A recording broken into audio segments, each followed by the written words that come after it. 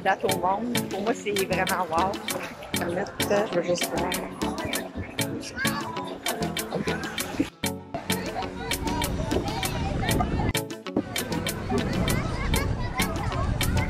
Allô, ben, c'est ça. Je suis présentement à Isla Mujeres. C'est un gros coup de cœur. Puis je veux juste dire aux gens que c'est possible de voyager en n'étant pas dans des boutiques. Arrêtez d'avoir peur. Voyagez, prenez l'avion, prenez le moins cher que vous pouvez trouver en autant que ça soit comme pas des plein d'heures, mais même encore. Prenez un vol d'avion le moins cher possible avec des escales, vous allez faire vos escales, vous allez arriver. C'est sûr que si vous avez juste une semaine, c'est pas mal juste, mais vous prenez au moins une escale, ça vous coûte beaucoup moins cher. L'hôtel qu'il y a ici, que je vais vous montrer, coûte vraiment, vraiment cher par semaine. J'ai regardé, comme 3-4 000 $ par semaine. Moi, je réserve ici un hostel. C'est quoi la différence entre un hostel et un hôtel? Bien, un hôtel, c'est pas mal plus impersonnel. Un hôtel, c'est plus cher. Un hostel, moi, je prends toujours des dortoirs. Il y a possibilité d'avoir des chambres privées. Il y en a qui me demandent, ben oui, tu peux prendre une chambre privée, mais là, on ne s'attend pas à payer le même prix. Moi, j'habite dans des dortoirs. Des dortoirs, c'est des lits superposés où des fois, on est 6, des fois, on est 8, des fois, on est 10. Des fois, c'est juste femmes, des fois, c'est mixte. C'est-à-dire qu'on peut avoir des gars, mais habituellement, ça va super bien. Les gens ne ronflent pas, puis chacun sa petite place. Donc, c'est la différence entre un hostel et un hôtel. Souvent, l'hostel, on va la comparer à une auberge de jeunesse. Puis les gens, ils pensent que les auberges de jeunesse, c'est juste pour les jeunesses, là, mais non. Les auberges de jeunesse, c'est comme une auberge du passant. C'est pour tout le monde. C'est sûr qu'on va y retrouver peut-être plus de jeunes, mettons 20, 25 ans, 28 ans, mais c'est pour tout le monde. J'ai vu des gens qui venaient dans des hostels, des auberges de jeunesse, qui avaient 60, 65, 70, même il n'y a pas longtemps, un monsieur de 75 ans. Alors, pas parce que ça s'appelle hostel ou que ça s'appelle auberge de jeunesse que c'est pas pour tout le monde. Les prix sont vraiment moins chers. Souvent, on peut partager une cuisine aussi. On a une cuisinette. C'est recommandé, ben, il y a des poêles, il y a un frigo, il y a des chaudrons, on peut se faire des pâtes, on peut se faire tout ce qu'on veut, des œufs, puis ça revient moins cher. Sauver des sous, sauver de l'argent quand on voyage, ça devient une passion à un moment donné, parce qu'on est capable d'être à la même endroit que ceux qui payent vraiment cher, mais nous, ça nous a presque pas coûté quelque chose. Comme ici, la grosse hôtel qu'il y a là, ben, tant mieux s'il y en a que c'est ça qu'ils veulent. Mais moi, je trouve que pour une semaine de vacances dans un hôtel qui vaut vraiment cher, ça vaut pas 1 an, 2 ans de travail qu'on accumule puis qu'on essaye d'aller en vacances pour une semaine, 2 semaines. Puis après ça, on se rend compte qu'il pleut et qu'on est déçu. J'aime mieux payer le moins cher possible pour un voyage. Alors, c'est ça. Moi, je suis dans un hostel, je paye environ, ben, je pense que c'est à peu près 15 ou 16 $ US que je paye. J'ai un dortoir avec un déjeuner inclus. Ok, c'est un petit déjeuner, là, c'est pas beaucoup. C'est 2 toasts avec de la confiture, des fruits. Ils mettent 2 tranches de melon d'eau, 2 tranches de cantaloupe. C'est ça, une piscine aussi. C'est propre. Il y en a qui vont dire, ah, c'est pas propre. Oui, c'est propre. Il y en a qui vont dire, c'est pas sécuritaire. Ben oui, c'est sécuritaire. Et moi, quand je dors dans un dortoir, il y a toujours une place en dessous du lit ou quelque part dans la chambre, habituellement, où on peut laisser nos objets de valeur, qu'on s'emmène un petit cadenas, puis tu mets le petit cadenas après ça. Donc, c'est sûr qu'il peut y avoir du vol, comme n'importe où. Hein? Allez pas me dire que des filles inclus, il n'y a pas de vol non plus. J'ai déjà vu plein de monde, des touristes se voler les serviettes entre eux autres dans le resort. C'est ça. Ici, j'ai la même plage que ceux qui payent très cher, le même endroit. Ben, c'est ça, ça me coûte pas mal moins cher. Je sais pas, c'est comme à un moment donné, ça devient comme quand on fait des marchés aux puces. On essaye de payer le moins cher pour avoir la plus belle qualité, le plus beau. Puis voyager, pour moi, c'est ma vie. J'adore voyager, que ce soit comme Plume disait, en terrain à cheval, en Cadillac, je suis toujours là à côté de la nouvelle. Ben moi là, je peux voyager n'importe quelle façon. J'aime les road trips, j'aime sur le pouce, j'aime marcher, j'aime le train, j'aime l'avion, j'aime le sac à dos, le voilier. catamaran, je vais tout faire. Je vais tout faire, je vais tout essayer. Alors, je vous laisse sur des petites images. Puis, présentement, c'est sûr qu'on est dans la haute saison. Il y a beaucoup de gens. Tous les gens, ben, ils sont en vacances, puis ils sautent du froid. Alors, ça a l'air d'une grosse piscine. Puis, juste devant ici, une autre chose que j'avais oublié de dire, c'est qu'il n'y a pas beaucoup d'eau. Vous avez de l'eau jusqu'au nombril, maximum jusqu'au nombril. Il n'y a pas de vagues non plus. C'est comme une grosse piscine naturelle avec full poisson. Fait que je vous montre ça.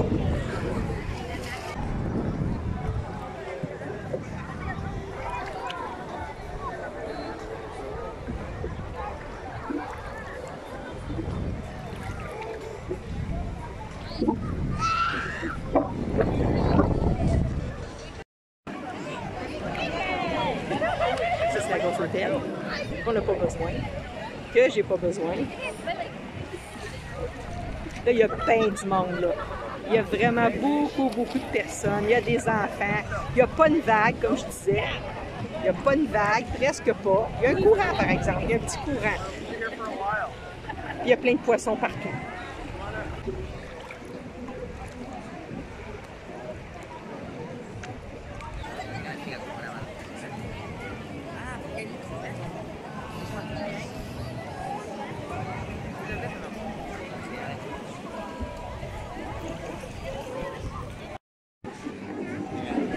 Ça, c'est la petite baie qui n'est pas profonde.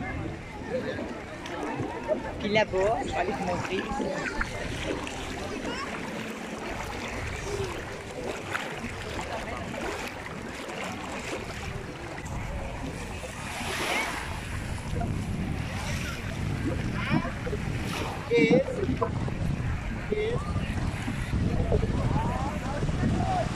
De savoir que j'ai pas besoin de travailler 2 ans pour me payer des vacances pendant une semaine, 2 semaines, 3 semaines. Le même budget. Sauf que c'est sûr qu'il ne faut pas s'attendre. Ben, quand on fait un petit budget, on fait un petit budget. Il ne faut pas s'attendre. J'ai un déjeuner inclus, je prends tout ce qui est inclus. J'aime ça, j'aime pas ça, je le prends tout. Souvent un dîner, je prends, mettons exemple ici, un gros burrito, ben à 50 pesos, ce qui est 2,50 $, j'ai un énorme, tellement gros que j'ai de la misère à le finir. Fait que je prends un burrito. Je me paye pas de crevettes, je me paye pas de poissons.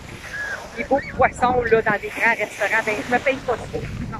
Je mange du local, puis je mange ce que les gens du peuple, le monde normal mange. C'est pour ça que je vois une petite place vraiment là, c'est là que je vais manger. Il y en a qui vont me dire que je ne peux pas d'être malade. Ben non, les gens ici sont pas malades. C'est super bon. Si ça goûte pas bon dans ma bouche, ben je le mangerai juste pas pendant les 3-4 prochaines années. Ça, c'est l'hôtel qui est bien belle, mais qui est bien cher.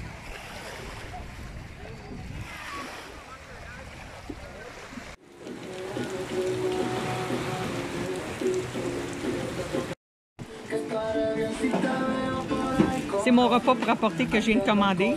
Ça m'a coûté environ 130 pour un demi-poulet. Fait que 130, c'est à peu près 6 $, 7 $. Alors, pour apporter, j'ai du spaghetti. J'ai ici du poulet là-dedans. Ça, c'est une salade. Tout dans des petits sacs. Mon spaghetti, c'est vraiment drôle. J'ai des fajitas, puis le poulet, puis de la sauce ici. C'est bizarre, hein? C'est quand même bizarre. Un repas pour apporter dans un spaghetti dans un sac. Mais ça, je ferais ça au Québec. Et là. Aïe, aïe. C'est la première fois que j'en vois un. Il y a une chance qu'il est mort, là. Oh, je pense que ça me tente plus bien. Moi, d'aller me promener dans le bois, là. Aïe, c'est pas petit, hein? Aïe, aïe, aïe.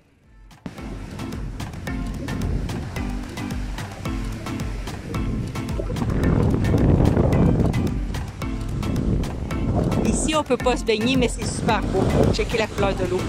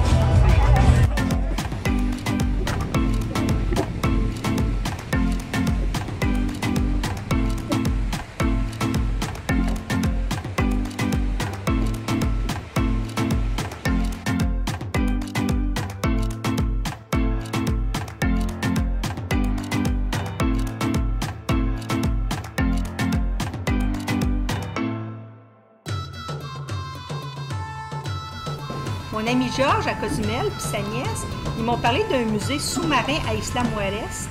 Ça s'appelle MUSA. Puis je m'en vais en plongée demain matin puis je m'en vais voir ça.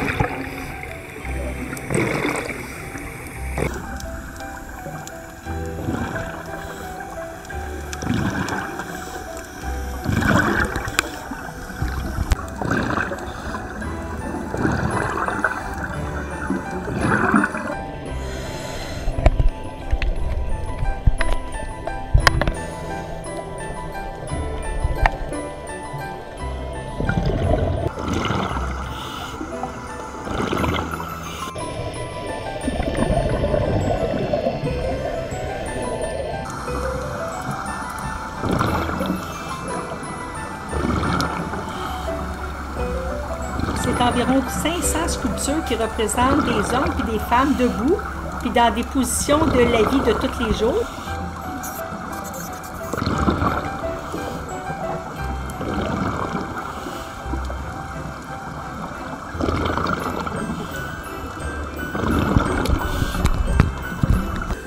C'est un musée aquatique. Il y a 500 sculptures, puis ça a été fait à peu près autour de 2010, en 2010. Puis ça a été fait par un artiste, Jason Taylor de Caire. C'est un artiste britannique. Ça fait bizarre de visiter un musée sous-marin. C'est drôle parce qu'on peut aller par-dessus, on peut aller autour, on peut aller un peu partout. Puis cette exposition-là est appelée The Silent Evolution.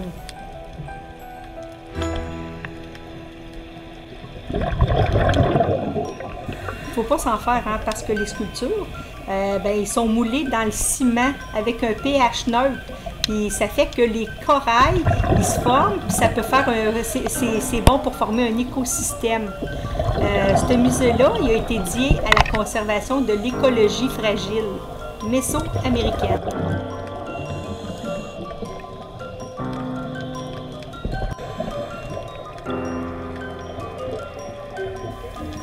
Les personnages sont inspirés de résidents réels de Puerto Morelos.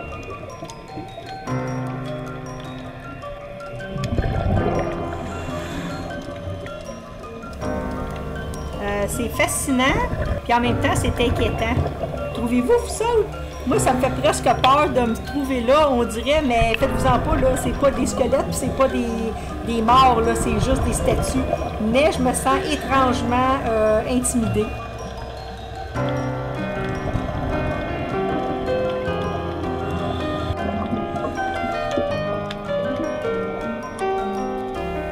Au fond de l'eau, c'est sûr qu'ils sont tous tenus par des barres de métal, mais on dirait qu'ils sont enchaînés. On dirait, là, moi, je vois ça comme s'ils étaient enchaînés à la vie. C'est très perturbant.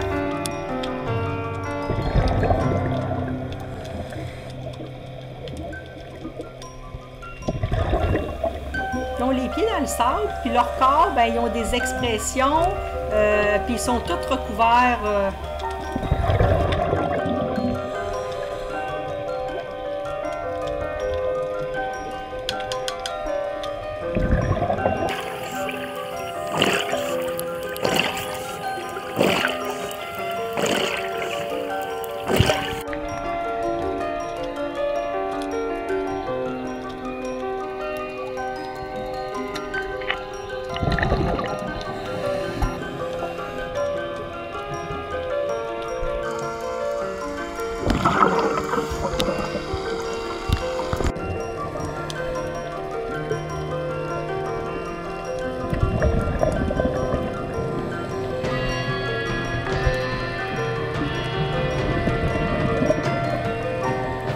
si vous vous demandez pourquoi il a fait un musée comme ça, ben c'est juste pour sensibiliser tout le monde, les gens, la population à la fragilité des écosystèmes.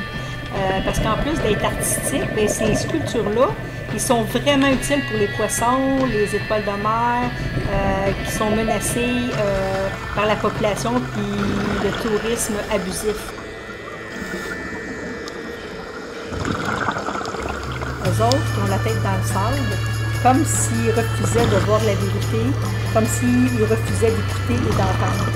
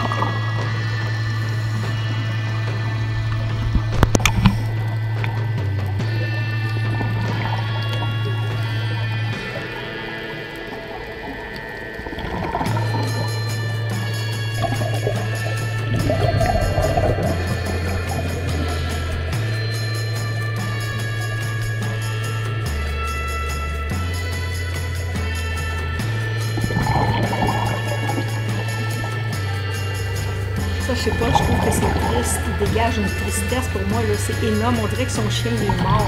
Son chien est mort, puis il est dans sa cuisine, puis il fait rien.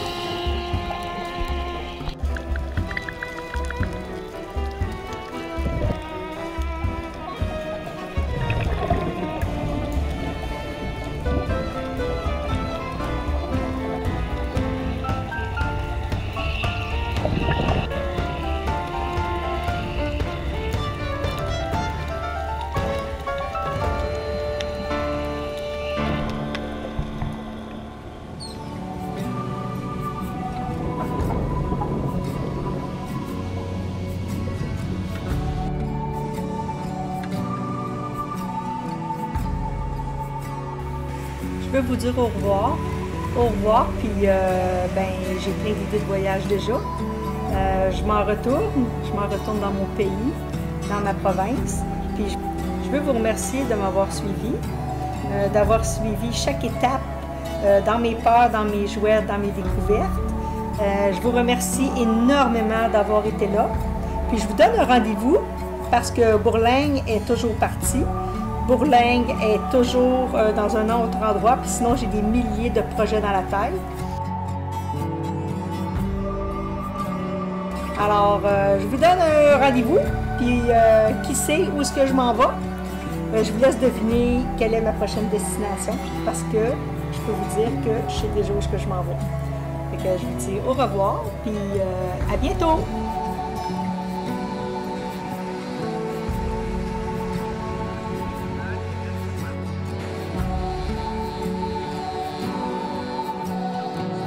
À sortir le départ. Je suis en train de sortir mon stock d'en dessous. Je suis en train de regarder comment je vais tout placer ça pour que ça soit bien placé puis que pour l'aéroport, ben, ça aille bien.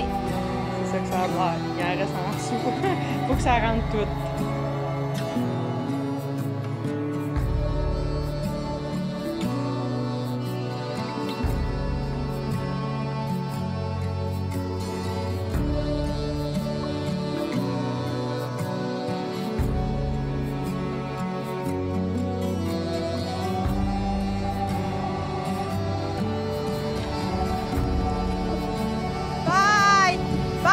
prochaine!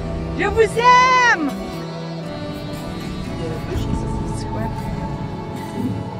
À la prochaine fois. Non, je veux pas revenir. Ben, j'étais à l'aéroport de Cancun, puis ben, ce qui arrive, c'est que j'ai trop magasiné. Oups, l'air. J'ai trop magasiné. J'ai acheté trop d'affaires, puis j'ai le droit, ben, je veux pas payer pour un surplus parce que j'ai juste un petit sac à dos, puis il rentre à l'intérieur de l'avion. Fait que j'ai décidé pour la première fois de ma vie de juste, je sais pas, on va essayer de tout me mettre sur le dos, comme ça, ben, ça va me coûter moins cher, je vais sauver les frais. Fait que je vous montre ça.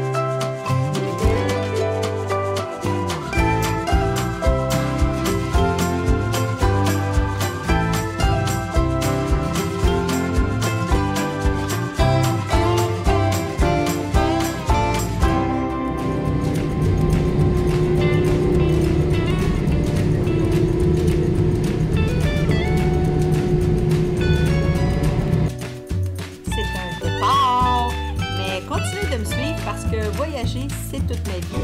Puis Bourlingue n'a pas fini de vous en montrer. Vous allez en voir de toutes les couleurs. Alors, on se donne rendez-vous. J'ai déjà ma prochaine destination de cédulé. Puis je vous laisse deviner où est-ce que je m'en vais. Bye! Ok, tu peux filmer comme ça, il est parti. Il est juste... Go, go, go!